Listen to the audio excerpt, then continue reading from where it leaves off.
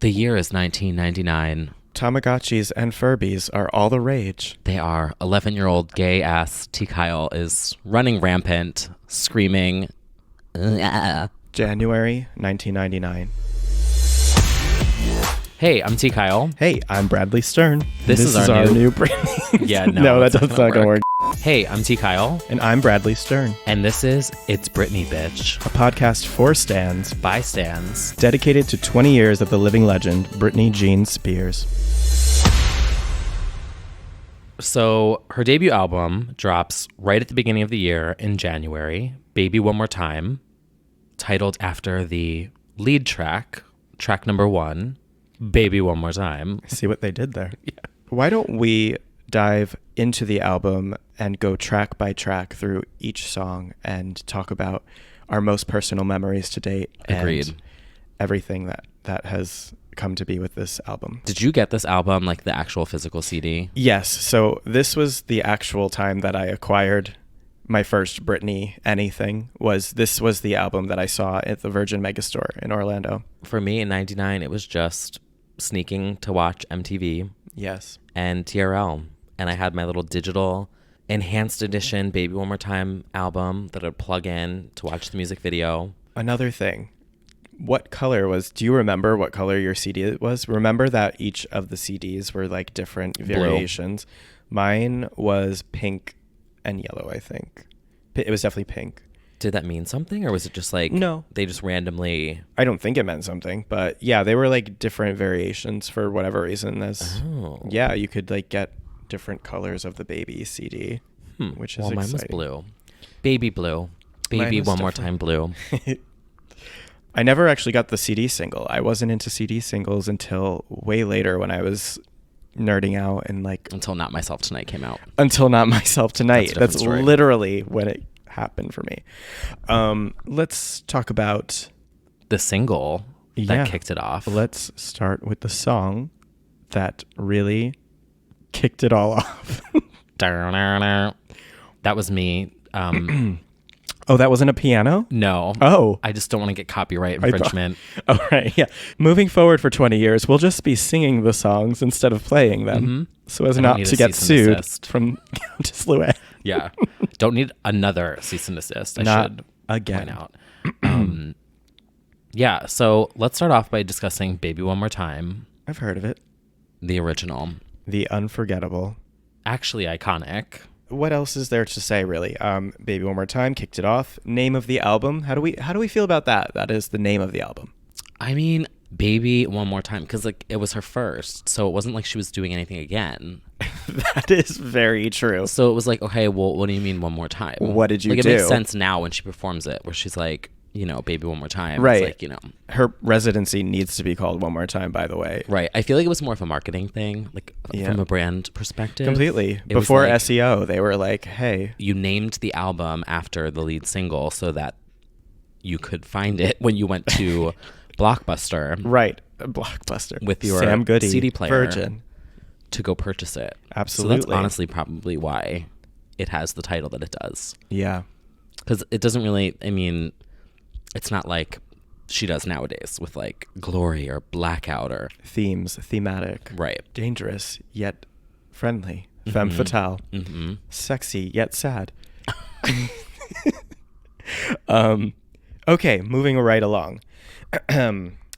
Track 2, You Drive Me Crazy. One of the best on the album. One of the best. The song that solidified, as we discussed in episode 1, that made it clear that she was not a one-hit wonder. It's true.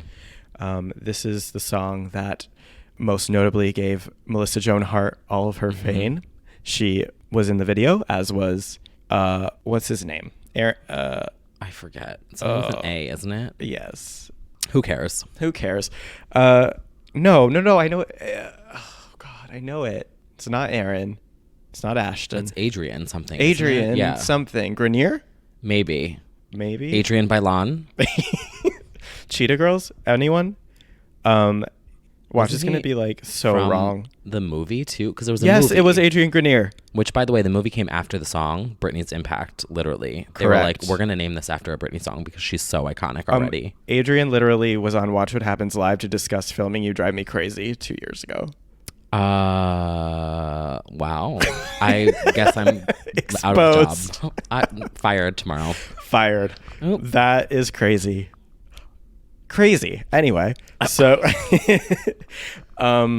so You Drive Me Crazy is a song that has been also brought obviously throughout the ages. I remember distinctly, my crazy memory is a little instructional video called Darren's Dance Grooves. Oh, I was going to bring it up, but oh my. Because that's the one. The VHS. The VHS. And most. Do you guys know what that is? Do you know what a VHS is? Yeah. Should we before DVD?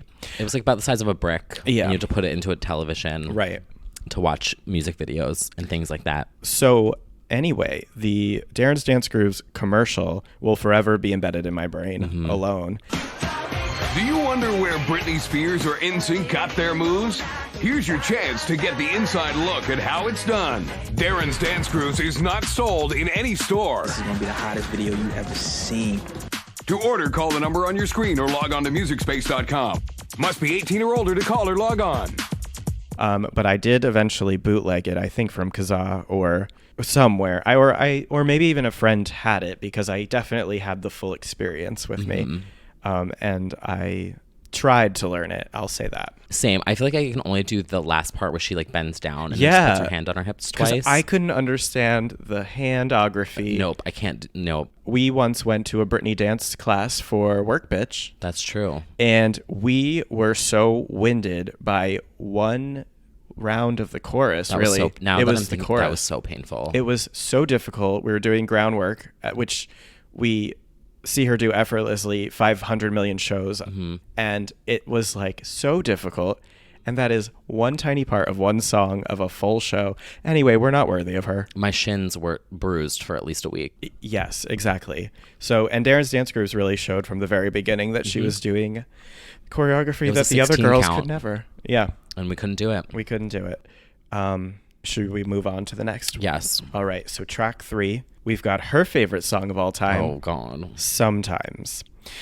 Now, I don't think she actually hates it. I feel like that was a bit to like shade herself a little bit. Yeah, I never understood where that came from. I don't either. And it's not like she ever had a moment that was like embarrassing with Sometimes. Right. It is an undeniably cheesy, sappy song. Yes. In a way that is cheesier perhaps than anything else on the album. It is so sincere and corny. But she has an amazing love interest in the music video. She most certainly does. And the video has certainly elevated the song, I think. The pier performance. Which is a real pier that you can go to.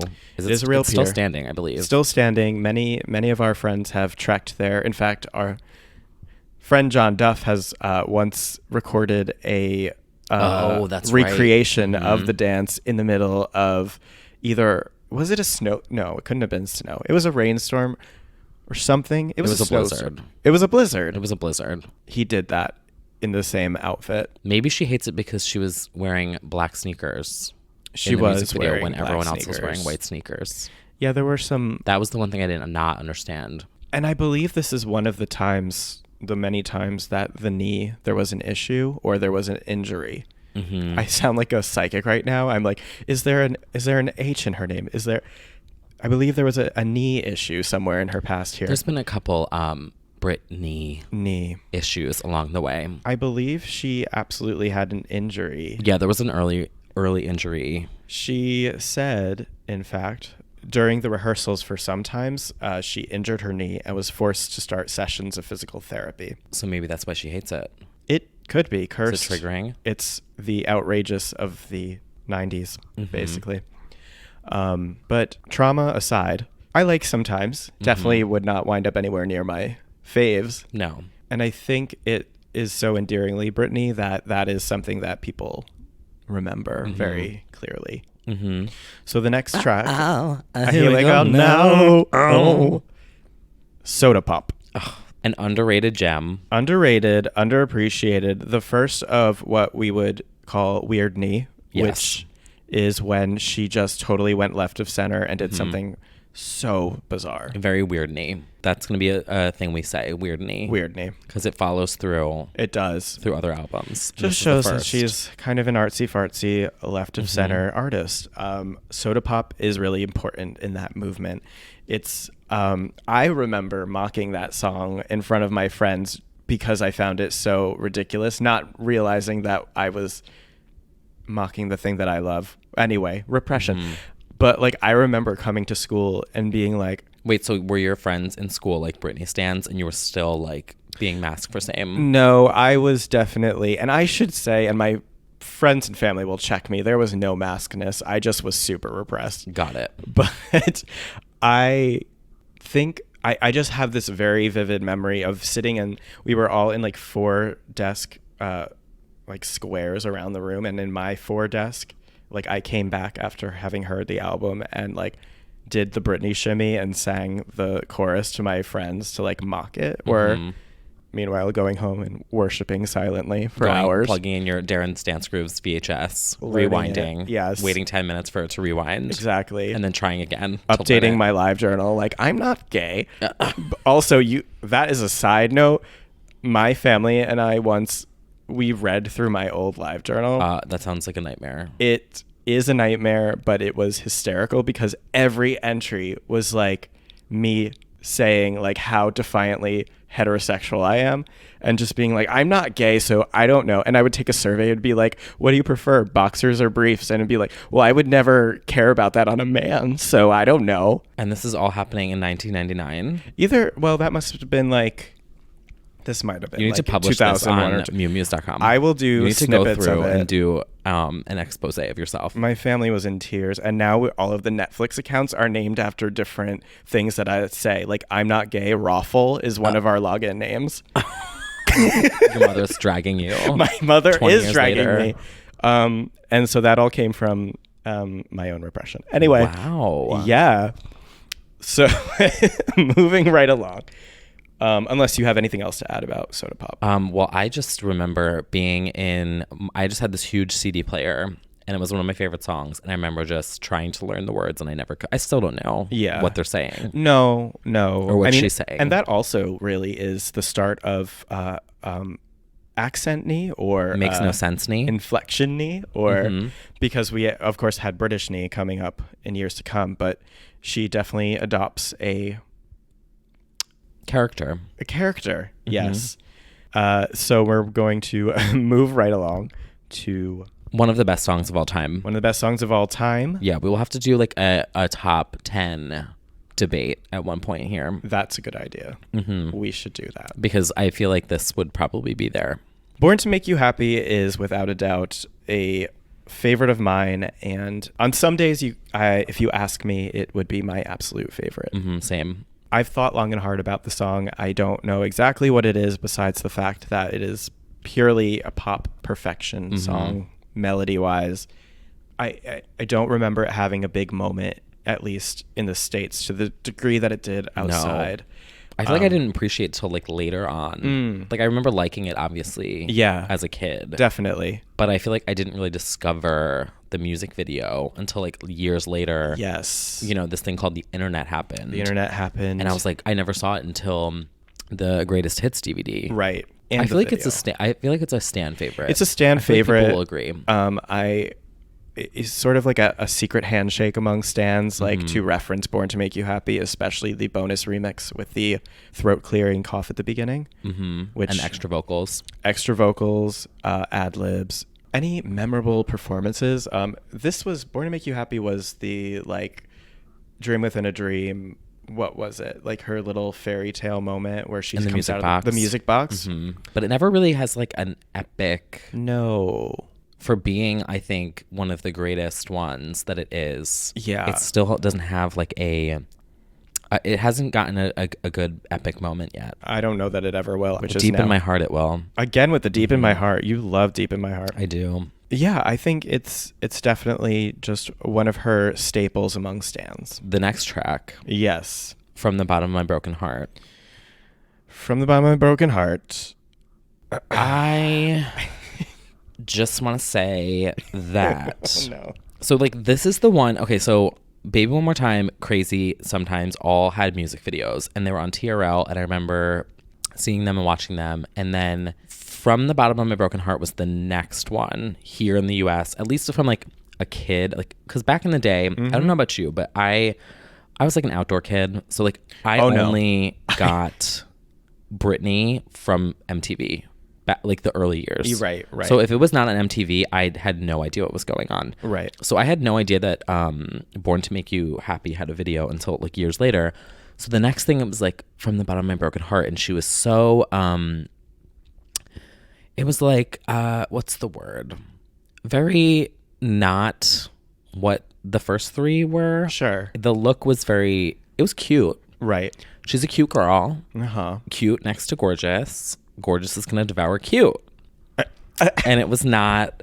It was just it was a weird pivot, especially looking back on the rest of the album. I didn't understand why that was next and last, because that was the last music video from the album. If the media is played into her trajectory at that point, she was already getting backlash for Crazy, for sure, for the sexual image. Oh, right. And I believe this was probably a safe step back. Oh, to be right. So like it'll be fall, put a jacket on her, teenage pants, dream, and sort of. Got it. Yeah, I think that was So they the didn't wanna go too intention, far. right? And there was controversy around the video because the director, I believe, had previously done like, I think, adult films. Oh, word.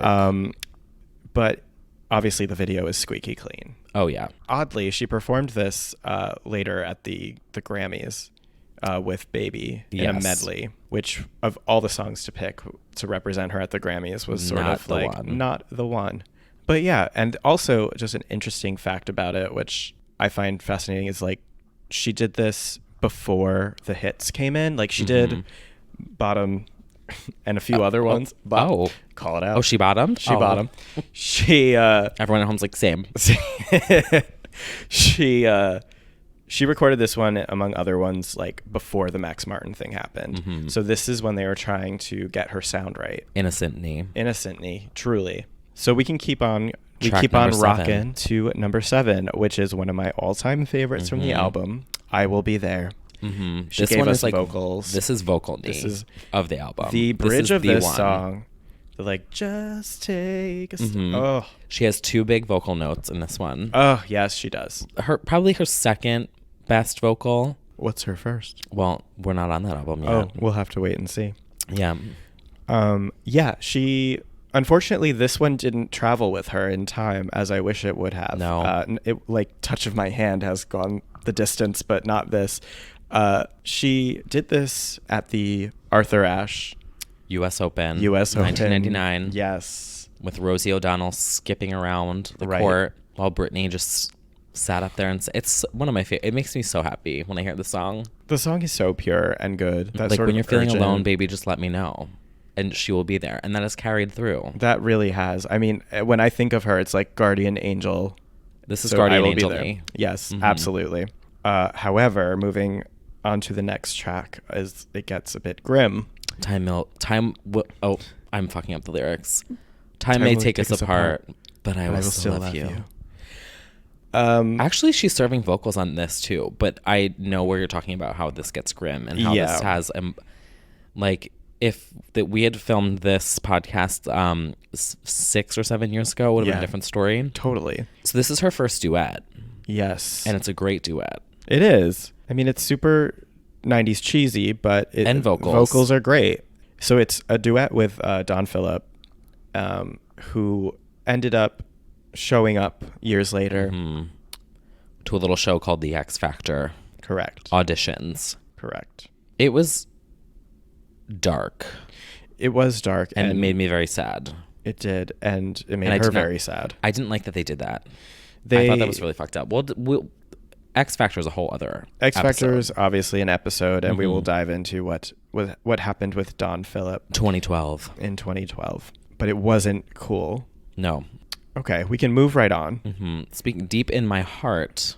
Oh God, Ba-dunch. again. Deep in My Heart is like your contact of the Un show. Of Katya and Trixie. You're a Deep in My Heart stan. I don't even know why. I feel like It's just been constantly referenced it really has been. I've been singing it for the past week. on and off the record, just so the listener knows. Like, he has referenced Deep in My Heart like several times before we even hit record. Yep, I have. That's fine. It's fine. So Deep in My Heart. Why don't you take it? I want you for the rest of my life. Dun, dun, dun, dun, dun, dun. It's just like so cheesy. And I think, okay, this is why it's stuck in my head, because there's an Instagram account that posts old videos and they're like rare videos. So you guys would really like it. It's the Original Doll is the account. And it's completely random. Like there's never really a theme to it. And the other day they posted a video from the mall tour in 99.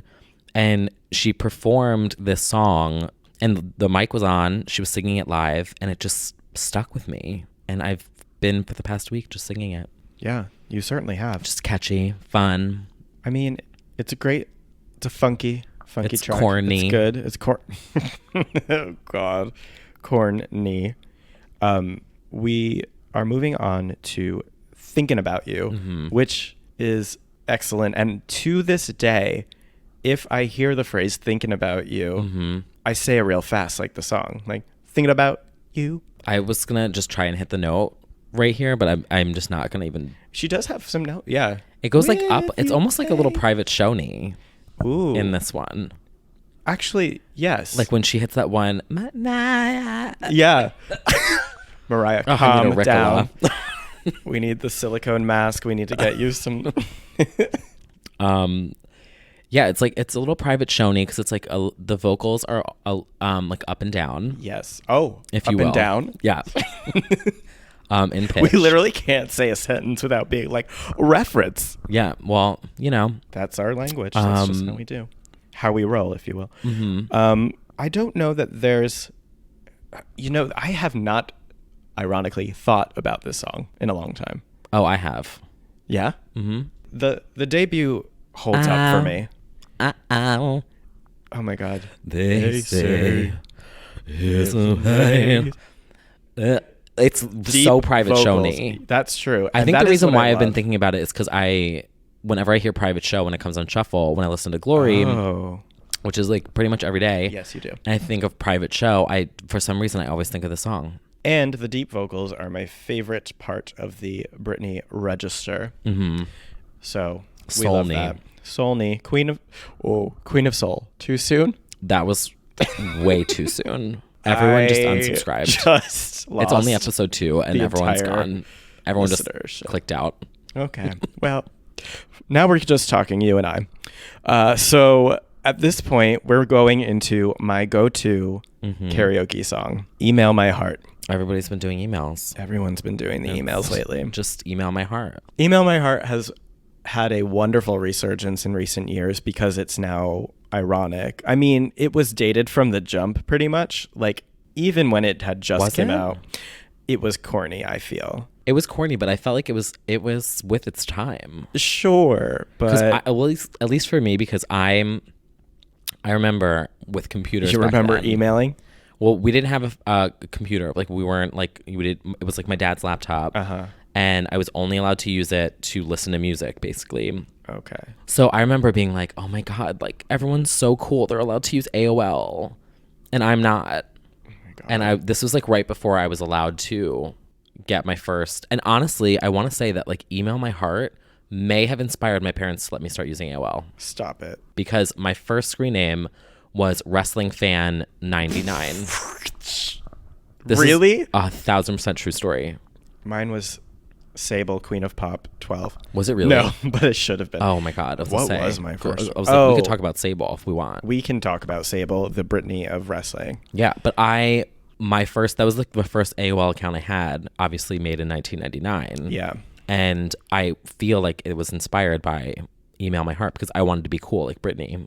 Wow. And I probably complained enough. And then they were like, fine, shut the hell up and get on AOL. I wish mine was cool. Mine was not cool. And I like still use it for like random accounts. Grindr. Login. Yeah, it's my Grindr name. Brad Lee with an E 151 to represent the original 151 Pokemon. Wow. Yeah. I stand that. I did that. The original. Yeah, she's the I original. wanna be the very best. Pokemon. It all coincided at the same time. It did. Yeah, because I believe Bradley with a Y was taken So that's that fun fact. And just like Email My Heart. It's just like Email. So the actual Email My Heart, I legitimately sing this song every time I do karaoke, assuming I am in a room of friends. If I go with complete strangers, it's less. It doesn't really land. It doesn't quite land. It has to be the right vibe. But if you've been in the presence of me singing this song, you are among a lucky few. There's a really good picture of me like mid hitting a really good note, and the lyrics are like showing on the screen. Oh my God. Email My Heart is so good. Legitimately. It's also, now that I think about it, because I'm like humming at my head, it was a weird, because like the internet was cool back then. The way that this song is produced and like the runs and like whatever are so not cool. Yes, exactly. That maybe you would think it would have been like a techno-y, because like even the Spice Girls, who were a couple years before this album, had some very good electronic dancey stuff. Yeah. So you would think with like Email My Heart, it would have been like, you know, a modem noise. No, yeah, it is like a torch ballad, completely email cheesy. Me back and say it's so bad. It's so in a good way. Yes. But yeah, it's like not really very forward and not very cool. Which I never really thought of until this moment. I wish she would acknowledge it in some way. Like on Instagram? Yeah. God. DM me back and say our nudes will never leak. Oh my God. Too late. So Email My Heart. And it is a fan favorite in referencing, at least. I don't know that a lot of people actually like the song. I actually like the song. It's kind of a meme now too. Like it's screenshot such a meme. What's like everyone's been doing. Straight people know it. Everyone knows it. Everyone's doing the emails. Moving right along, we have a song called "The Beat Goes On," which is her first cover. Legends Only. Legends Only. Britney on Cher. Now, this is also one of her weirdest moments on the album. And weirdest performances. And weird performances. This is also the beginning of Wigney. This is the first Wigney. She wore a black wig during this performance. That was not styled very well. That was not styled super well. It was a Halloween wig. An homage to Cher. I should also point out, this kind of ties in on the Baby One More Time tour. She covered all the legends. She did Madonna. She did Janet. And here she's doing Cher. So she was kind of like covering all her legend bases real fast. This feels very Britney to me, despite being super weird. It does. Because she gets to play with her voice and she gets to play a character, and Lord knows she loves to play a character. I literally just remember, it's on YouTube if you want to watch this before. It's so interesting. And it's like she just stands there. She does her best and Cher. I just can't get over the Halloween wig. It really is like I'm going to be like 70s hippie girl, like, yeah, or like Party City dress. It's like a Party City Cleopatra wig. That sounded like we were like doing a drag race drag there. But it was still legendary. And finally, actually not finally, we can keep on moving along to track number 13. Track number 13. Which is I'll Never Stop Loving You. Kind of a boring song. moment. Like, yeah. She's a cute girl. She's a cute girl. Definitely a low light. This song was not on the actual... Right, like the original... U.S. North American edition. Rightfully so. Didn't need to be there. No, it was kind of an extra filler track. Good vocals. It was on the Asian really edition, popped. Australian edition, but not really for everyone. It exists. I may stop loving it. I would say I probably did stop loving it. I think we did. It's a strong, it's a like. However, the final track is also a good one. It is Autumn Goodbye, the official B-side of Baby One More Time. I wish it got more recognition. I'll just keep saying that. I wish it got more recognition, this song especially, because I think a lot of people knew this song. It just wasn't on the radio, obviously, because they had their single. I'm trying to think of like a memory I have attached to Autumn Goodbye. I don't really have any. I don't think I do either. I just know that when the seasons are changing, that I think of it. Yep. And were I to have a love from April to September. Yeah. Bittersweet would be the love that we shared. I remember. She goes low again with I it. remember. Yeah, that's true. Yeah. Yeah, so that's a wrap up of all the tracks that were included on Baby One More Time. Mm-hmm. A very strong vocal album. A vocal album. Thank you. Vocals for days. Mm-hmm. And frankly, people forget that. And the fake 2007 Beyond fans, I'll say it, Mm-hmm. just don't have any idea about what kind of vocal delivery she was giving us. Nope. And if you look at those videos on YouTube that are like, Britney really can sing, yeah, which is basically my entire recommended feed. Exactly. It's like all clips era. from this era and Oops and all the early stuff when her mic was on. Yeah, when they were. She really was serving the vocals. She really was, and that's why we stand in the beginning. That really is like she was a nerdy queen of pop who could sing and dance. Yeah. What more do you need? No, not that's it. And queen of controversy, as we'll also get into. Okay, so I thought of a fake sponsor for us. I need time, love, joy. I need Squarespace. Brought to you by Squarespace. Joy. I need May. Use squarespace.com/May for nothing, absolutely nothing, because it's not a real sponsor. But if it was, that would be it. Thank you. I thought of that one this morning. That is a very good one. I definitely approve of that one. Great. You want a hot body? You want a Bugatti? You want a Maserati? You better join Indeed.com to find a job near you. And get back to work. Bitch.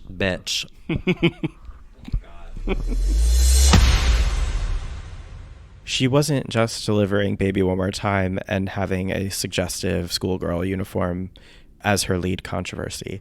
Only a few short months after that, she landed the cover of Rolling Stone in what is still one of the most iconic images from both her career and from the Rolling Stone cover collection. Her holding the gay Teletubby, Tinky Winky, and the phone. A perfect encapsulation of David LaChapelle's aesthetic and also 90s culture, like all in one. Phone, Teletubby, 90s icon, all right there. It is such a good cover. It's such a good cover. It is wildly inappropriate for a 17/18-year-old. Like in this day and age, I still think people would be like pretty uncomfortable with. I don't know.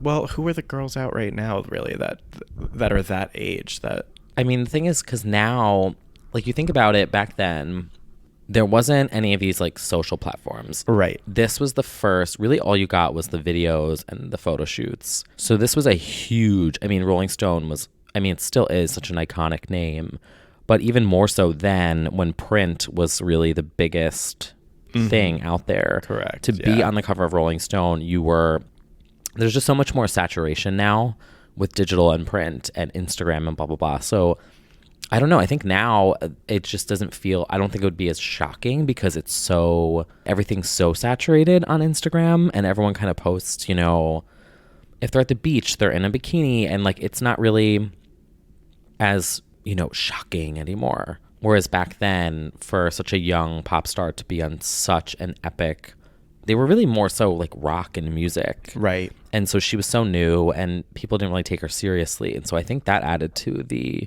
shock value of it. I remember revisiting the actual article of it a few years ago and the ending kind of shook me a bit.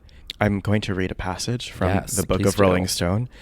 The inside photos are also really good. Yes, we should say that the inside photos, which are done in her Kentwood home, totally encapsulate like her family and her upbringing.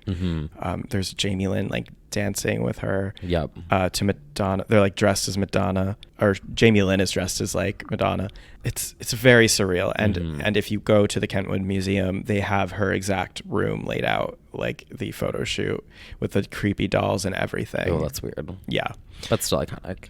So at the end of this Rolling Stone article, they say, Whatever Britney Spears ends up growing into, she stands today as the latest model of a classic product, the unerotic pop star who performs her duties with vaudevillian pluck and spokesmodel charm.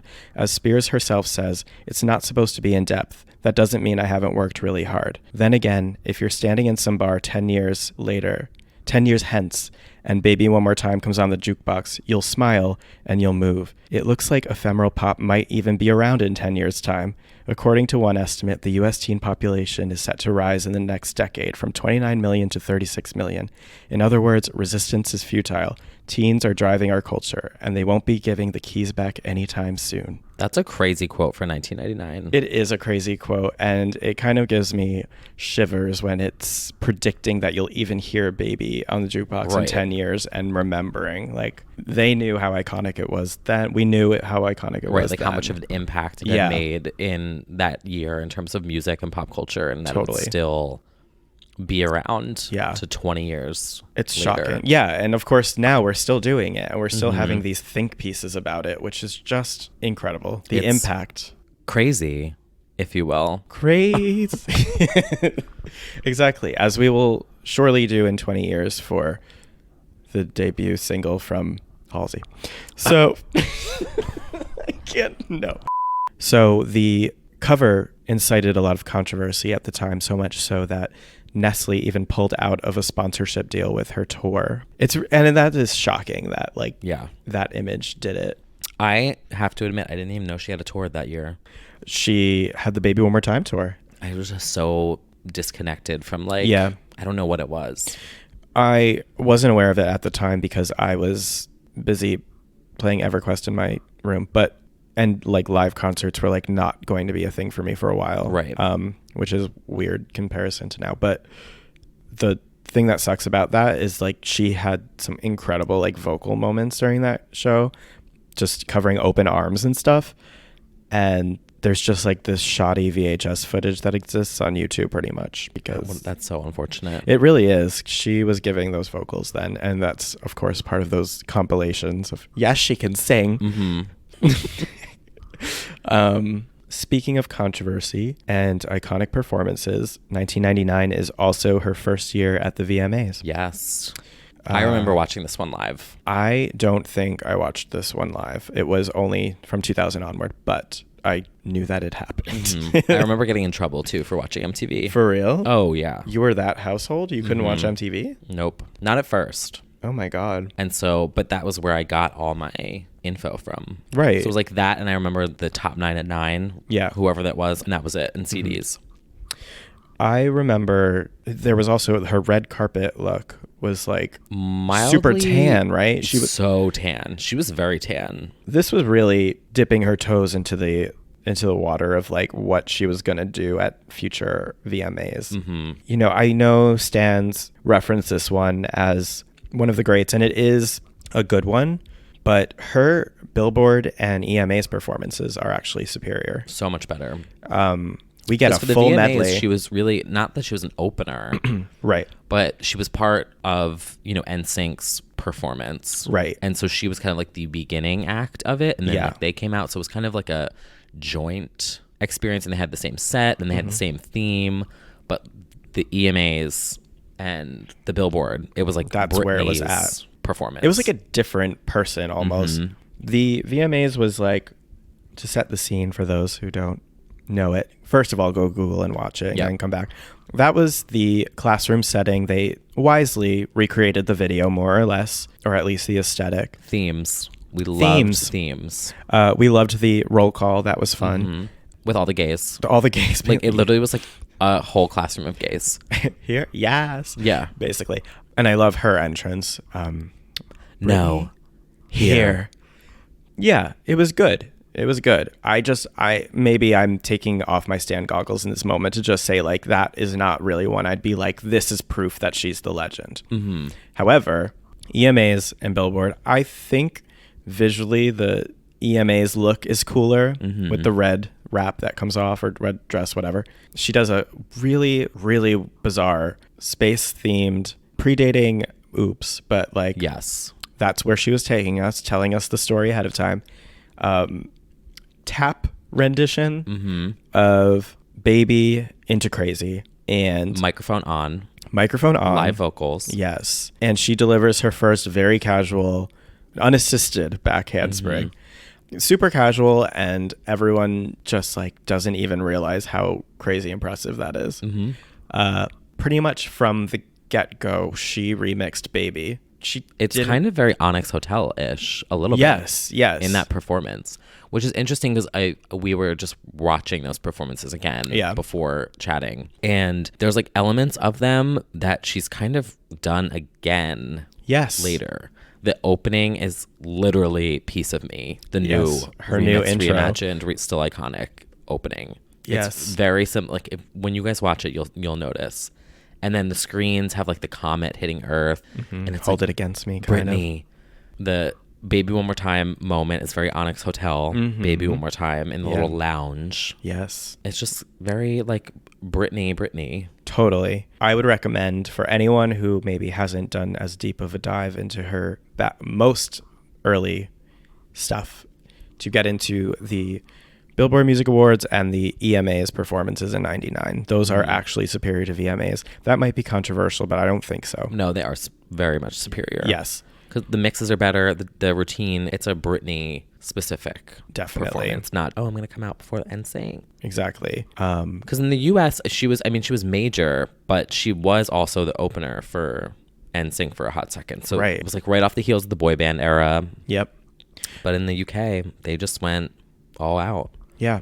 This is not the year, while Baby One More Time is iconic, this is not the year that people believed she was iconic yet. No. She was a cute girl with a teen pop smash hit single and opening up for NSYNC, and it was all very exciting, but we're not there yet. Nope. Like, we did, however, get over the one-hit wonder hump. But yes, obviously she was massive at this time. Yeah, this was the year that really set the groundwork. It's kind of the year where like the other girls started coming out and we started to see more like female acts. And the other girls, who? I don't know. We'll leave it up to everyone's imagination. I mean, it was like the Spice Girls were in 96, 97, and then massive. And then it was like boy bands. And then 99 was like the girls started popping up. The girls started shaking the table. And at the same time, Jerry left Spice Girls. So there was like this like horrifying moment where like, we need a girl to save us. Obviously, they were carrying the torch for 2 years at least, 96 to 98. Britney kept us strong. She did. Yes. Yeah, so that, in a nutshell, is the 99 experience for us. Let us know if you guys have any favorite memories from the era, specifically 99, or any favorite songs from the album that we're not giving enough love to. I think that pretty much wraps up 99. Oh, and we have to do a knee to describe the year. So what knee would you give to 1999? So for 1999, well, in 98, I said pigtail knee. Yes. In 99, because we got a full album, I'm going to say vocal knee. That is what I was thinking too. Right? Yeah. Because it really just does sum up the album. Yes. And the album was the defining moment for the year. Correct. Because VMA knee this year was mellow. Yes. But vocal knee was. Yes, I definitely turn to 99 as the evidence of her vocal talent. There are, of course, other years, but this is like 2000 is also of course we get vocals up until like for a few more years. Yep. But this year's really it's the standout for me. Like a vocal knee is 1999. Definitely. Belter knee. I will still be there knee. I will still be there knee. Deep in my heart knee. Deep voice knee. Mic still on during performances knee. Ooh. So we've gone with vocal knee. Yes. So we have pigtail knee 98. Yes. Vocal knee 99. Perfect. And I think that's a perfect segue into the next year. Let's which is see. 2000. Y2K. Let's find out which knee she'll be in 2000. Yeah. Join us for the next episode. See you there. I'll see you soon.